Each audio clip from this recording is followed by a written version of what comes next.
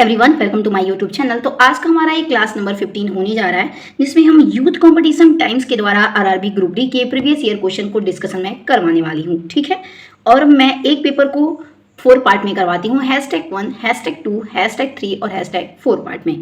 चलिए, आज का जो हमारा ये जो पेपर होगा ये 1/9/2022 के शिफ्ट नंबर 2 का होने वाला है। ठीक है, और #3 होगा, क्योंकि मैं पहले ही बता चुकी हूँ कि #1, #2, #3 और #4 पार्ट में मैं अपना एक पेपर को सॉल्व करवाती हूँ, और इसमें हम मैथ, जीके, जीएस, रीजनिंग सभी क्वेश्चन को डिस्कशन करने वाले हैं। ठीक है, तो चलिए आइए क्वेश्चन की तरफ बढ़ते हैं। तो चलिए, हमारा यहाँ क्वेश्चन दिया गया है, दिए गए विकल्पों में से उस विकल्प का चयन कीजिए जो निम्नलिखित श्रेणी में प्रश्न चिन्ह के स्थान पर आ सकती है। ठीक है, हमारे यहाँ पे क्वेश्चन दिया है 360 फिर क्वेश्चन मार्क 180 60 15 3, तो सीरीज है। यहाँ पे क्वेश्चन मार्क की जगह पूछ रहा है कि क्या होगा। ठीक है, 360 क्वेश्चन मार्क 180 60 15 3 दिया है। ठीक है, तो अगर डिफरेंस ज़्यादा का होता है तो या तो हम मल्टीप्लाई करते हैं या तो हम भाग दे देते हैं। ठीक है, तो सबसे पहले हम क्या करते हैं, देखिए अगर सीरीज पीछे से देखें तो 3 15 60 180 क्वेश्चन मार्क फिर 360 दिया है। ठीक, 360 में जब भाग देंगे 1 का तो 360 हो जाएगा। ठीक, उसके बाद 360 में 2 का भाग देंगे तो 180 हो जाएगा। 180 में 3 का भाग देंगे तो 60 हो जाएगा। ठीक, 60 में जब हम 4 से भाग देंगे तो 15 हो जाएगा, और 15 में जब 5 से भाग देंगे तो कितना हो जाएगा, 3 हो जाएगा। ठीक है, तो ऑप्शन नंबर हमारा इसमें से कौन सा सही हो जाएगा, यानी 360 की जगह पे क्या आएगा, तो 300 क्वेश्चन मार्क की जगह पे क्या आएगा, 360 आ जाएगा। ठीक है, तो ऑप्शन नंबर ए हमारा बिल्कुल यहाँ पे करेक्ट हो जाएगा। तो चलिए नेक्स्ट क्वेश्चन देखते हैं। अगला क्वेश्चन दिया है, जल की कठोरता डैश का उपयोग करके दूर की जा सकती है। ऑप्शन ए धावन सोडा, ऑप्शन बी साधारण नमक, ऑप्शन सी पीओपी यानी plaster of Paris, option D vinegar. तो ऑप्शन नंबर इसमें हमारा एक करेक्ट हो जाएगा, यानी कि जल की कठोरता हम धावन सोडा का उपयोग करके दूर कर सकते हैं। ठीक है, नेक्स्ट क्वेश्चन की तरफ बढ़ते हैं। अगला क्वेश्चन हमारा क्या दिया है, देखिए अगला क्वेश्चन दिया है, अंग्रेजी सहित 24 भारतीय भाषाओं में साहित्यिक विमर्शों उनका प्रकाशन और प्रचार वाला देश का प्रमुख और एकमात्र संस्थान कौन सा है। ऑप्शन ए अंग्रेजी और विदेशी भाषा विश्वविद्यालय, ऑप्शन बी इंदिरा गांधी राष्ट्रीय मुक्त विश्वविद्यालय, ऑप्शन सी साहित्य अकादमी, ऑप्शन डी हिंदी ग्रंथ अकादमी।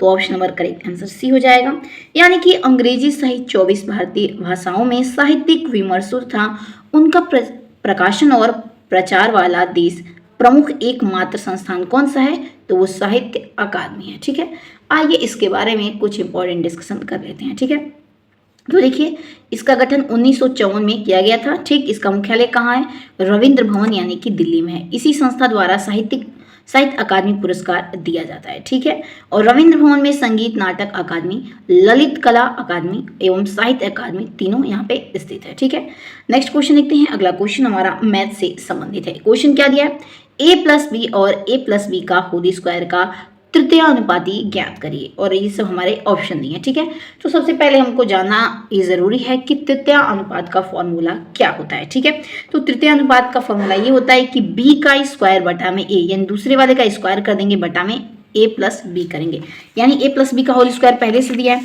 तृतीयानुपात का फॉर्मूला b² a होता है, तो क्या दिया है हमारा b, a+b का होल स्क्वायर पहले से दिया है, एक और स्क्वायर यहाँ पे लग जाएगा, और अपॉन में एक क्या दिया था, a+b दिया था। ठीक है, इसके बाद इसको सॉल्व किया जाएगा। ठीक है, तो देखिए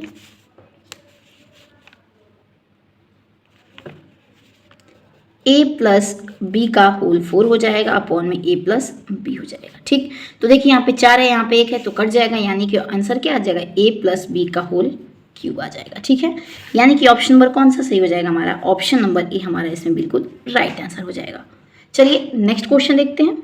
तो नेक्स्ट क्वेश्चन हमारा रीजनिंग से संबंधित है। क्वेश्चन क्या दिया है, नीचे दी गई अक्षर संख्या प्रतीक श्रृंखला के आधार पर पूछे गए प्रश्न का उत्तर दें। ठीक है, और यहाँ पे बाएं से दाएं दिया है हमारा, इसमें अक्षर दिया है, संख्या प्रतीक सभी दिए हुए। ठीक है, तो क्वेश्चन पूछा क्या है, पहले ये देखते हैं। क्वेश्चन बोला है, उपरोक्त श्रृंखला से यदि सभी अक्षरों को हटा दिया जाए तो बाएं से 5वें स्थान पर क्या होगा। देखिए क्वेश्चन क्या बोल रहा है, पहले कि अक्षरों को हटा दिया जाए।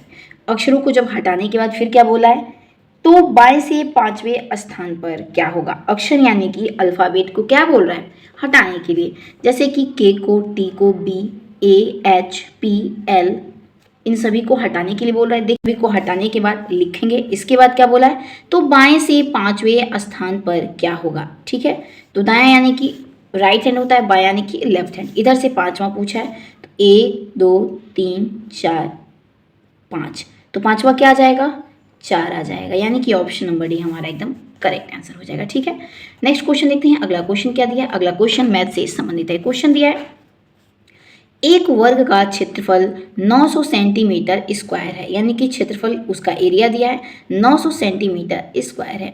इसका परिमाप एक समषष्टभुज के परिमाप के बराबर है, यानी कि उसका परिमाप यानी कि पैरामीटर किसके बराबर है, एक समषष्टभुज के परिमाप के बराबर दिया है। ठीक है, षष्टभुज का क्षेत्रफल सेंटीमीटर स्क्वायर में ज्ञात करिए। ठीक है, तो चलिए इस क्वेश्चन को बुक में सॉल्व कर लेते हैं। तो देखिए यहाँ पे पहले क्या दिया है, वर्ग का क्षेत्रफल 900 सेंटीमीटर स्क्वायर दिया है। ठीक, वर्ग का भुजा क्या हो जाएगा, तो 30 सेंटीमीटर हो जाएगा। तो उसका परिमाप क्या होता है, वर्ग का परिमाप क्या होता है, तो 30 गुणित 4 करेंगे। ठीक, 4a होता है, वर्ग का हमारा फॉर्मूला क्या होता है, उसके परिमाप का 4a होता है। तो 4 और गुणित a साइड हमारा कितना हो जाएगा, तो 30 हो जाएगा। ठीक है, तो वर्ग का परिमाप कितना आ जाएगा, 120 आ जाएगा। उसके बाद माना षष्टभुज की भुजा क्या दी है, a दी हुई है। ठीक, और षष्टभुज में कितने भुजा होते हैं, तो 6, यानी कि बोला था कि वर्ग का परिमाप किसके बराबर है, तो षष्टभुज के परिमाप के बराबर है। तो वर्ग का परिमाप 120 आ गया। ठीक, उसके बाद यहाँ पे षष्टभुज का परिमाप कितना हो जाएगा, उसका फॉर्मूला 6a होता है। ठीक, तो इसके बाद a की वैल्यू कितनी आ जाएगी, तो 20 आ जाएगी। और यहाँ पे 30 कैसे आया, क्योंकि वर्ग का क्या होता है, वर्ग का क्षेत्रफल a का स्क्वायर होता है। तो जब सॉल्व करेंगे तो अंडर रूट में जाएगा, यानी कि यहाँ पे 900 हो जाएगा। तो a equal to under root 900। ठीक, तो a बराबर कितना आ जाएगा, 30, वहीं से हमारा साइड 30 पता चला है। ठीक, तो देखिए समषष्टभुज का क्षेत्रफल 6 गुणित अंडर रूट 3/4 मल्टीप्लाई a का स्क्वायर होता है। तो 6 गुणते करेंगे, अंडर रूट में 3/4 गुणते, अब ये कितना आया, 20 आ गया, तो यानी 20 का स्क्वायर कर देंगे। उसके बाद 20 का स्क्वायर करने के बाद इसको हम सॉल्व करेंगे। ठीक, तो देखिए सॉल्व करने के बाद ये कट जाएगा हमारा। इसके बाद इसको कटाएंगे, यहाँ पे क्या हो जाएगा, ये 400 हो जाएगा।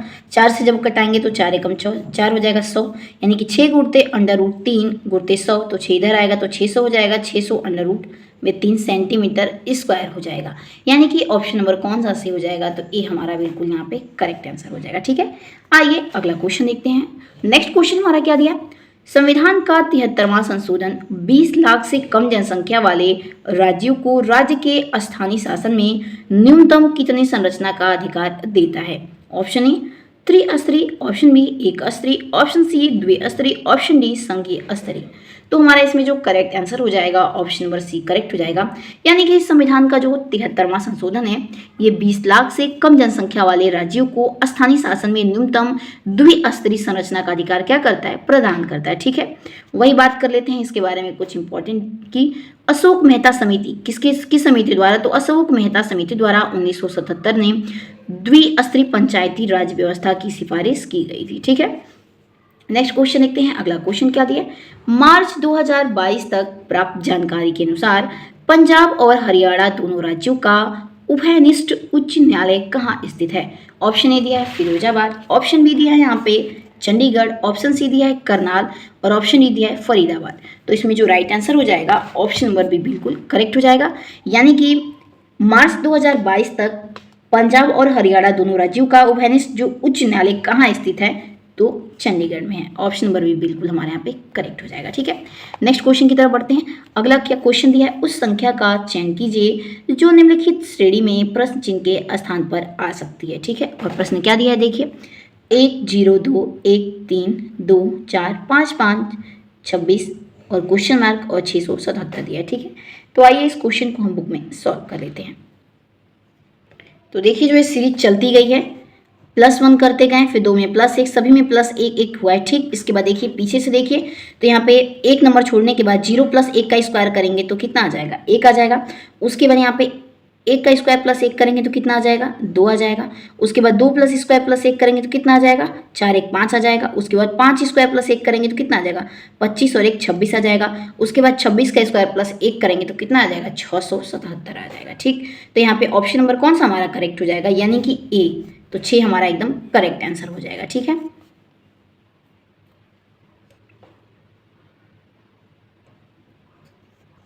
यानी कि जब हम 5 प्लस 1 करेंगे तो क्या बन रहा है यहाँ पे, तो 6 बन रहा है। ठीक, और 26 भी बन जा रहा है, तो 6 हमारा एकदम राइट आंसर हो जाएगा।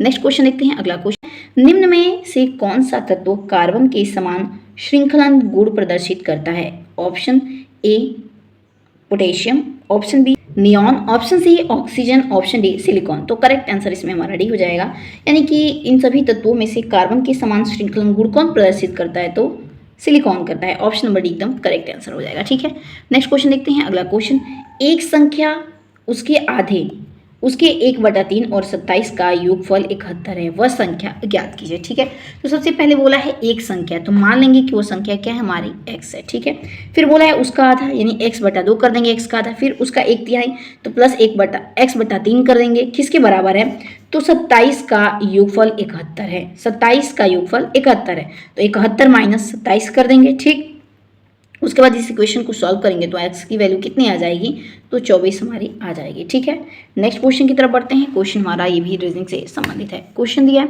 नीचे दिए गए कथनों पर विचार कीजिए और सही उत्तर का चयन कीजिए। कथन दिया है, लिटमस विलयन एक बैंगनी रंजक है जो थैलोफाइटा वर्ग से संबंधित पादप लाइकेन से निकलता है। कथन दूसरा दिया है, लाल गोभी के पत्ते, हल्दी, कुछ फलों की रंगीन पंखुड़ियाँ जैसी कई प्राकृतिक सामग्रियां हैं जो किसी विलयन में अम्ल या क्षारक की उपस्थिति का संकेत देती हैं। ऑप्शन ए दोनों कथन असत्य है, ऑप्शन बी कथन दूसरा सत्य है और कथन पहला सत्य है, ऑप्शन सी दोनों कथन सत्य है, ऑप्शन डी कथन पहला सत्य है और कथन दूसरा असत्य है। तो करेक्ट आंसर कौन सा हो जाएगा, सी एकदम बिल्कुल करेक्ट है, यानी कि दोनों ही कथन क्या है हमारे सत्य दिए हुए हैं। ठीक है, आइए नेक्स्ट क्वेश्चन की तरफ बढ़ते हैं। अगर आप हमारे चैनल पर नए हैं तो इसे लाइक और शेयर सब्सक्राइब करना नहीं भूलिएगा। ठीक है, चलिए नेक्स्ट क्वेश्चन देखते हैं। क्वेश्चन दिया है, 3 संख्याओं का अनुपात 1:2:5 है और उनका लघुत्तम समापवर्तक 1600 है।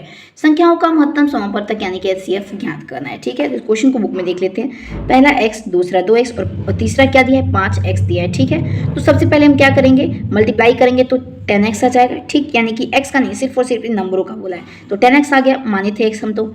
इसके बाद देखिए सबसे पहले क्या मानेंगे, कुछ नहीं रहेगा तो x माने है तो 1x हो जाएगा, ये 2x, ये 5x हुआ है। ठीक, उसके बाद बोला है कि अगर उनका लघुत्तम समापवर्तक यानी कि LCM 1600 है तो HCF क्या होगा। ठीक, तो 10x इक्वल टू हमारा 1600 हो जाएगा, तो x बराबर कितना हो जाएगा 1600। तो देखिए x बराबर 1600 आएगा, 2x बराबर कितना आ जाएगा, 2 गुणते 160 करेंगे यानी 320 आ जाएगा।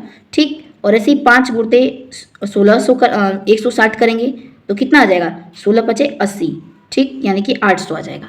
तो इस क्वेश्चन में देखिए ये x की वैल्यू कितनी आई है, तो 160 आई है और पूछा क्या है HCF कितना होगा। तो ध्यान दे लीजिएगा, HCF वही होता है जो तीनों में कॉमन होता है, तो 160 तीनों में कॉमन आएगा और सबसे छोटी वैल्यू भी है, तो 160 हमारा राइट आंसर हो जाएगा। ठीक है, तो ऑप्शन नंबर ए हमारा एकदम इसमें करेक्ट आंसर हो जाएगा। ठीक है, नेक्स्ट क्वेश्चन देखते हैं। क्वेश्चन बोला है, किसी सीधे धारावाही चालक को चुंबकीय क्षेत्र में रखा गया है। जब चालक में प्रवाहित धारा की दिशा और चुंबकीय क्षेत्र की दिशा के बीच का कोण डैश होगा, तब चालक को अधिकतम बल का अनुभव होगा, यानी कितने कोण पर। Option A 90 degree, option B 45 degree, option C 60 degree या फिर ऑप्शन डी 30 डिग्री। तो करेक्ट आंसर ए हो जाएगा, यानी कि 90 डिग्री पर। ठीक है, नेक्स्ट क्वेश्चन देखते हैं। अगला क्वेश्चन दिया है, वोमेन संपुट यानी कि वोमेन कैप्सूल मानव शरीर में कहाँ स्थित होता है। ऑप्शन ए अमाशय में, ऑप्शन बी वृक्क में, ऑप्शन सी यकृत में या फिर ऑप्शन डी फेफड़ा में। तो ये कहाँ स्थित होता है, तो वृक्क में स्थित होता है। ऑप्शन नंबर बी हमारा इसमें करेक्ट हो जाएगा। तो चलिए दोस्तों, अगर आप अभी तक हमारे चैनल को सब्सक्राइब नहीं किए तो इसे लाइक एंड सब्सक्राइब करना नहीं भूलिएगा। मिलते हैं अपने अगली क्लास में, तब तक के लिए अपना ध्यान रखिए। तब तक के लिए जय हिंद, जय भारत।